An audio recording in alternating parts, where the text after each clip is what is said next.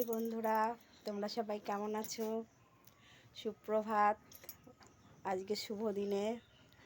তো আজকে যেহেতু গুরু পূর্ণিমা, সকাল আজকে একটু উঠতে দেরি হয়ে গেছে, তবুও সব কাজ সারা হয়ে গেছে।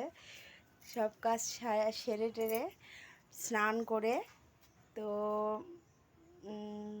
গুরুকে প্রণাম করলাম।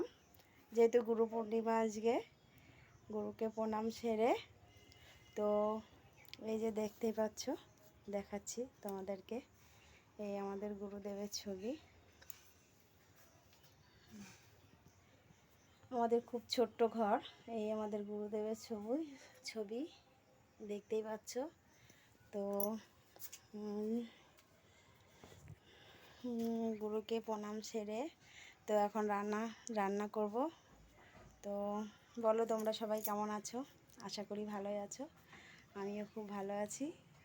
তো এখন এইটুকু, পরে দেখা হবে। ভালো থেকো তোমরা।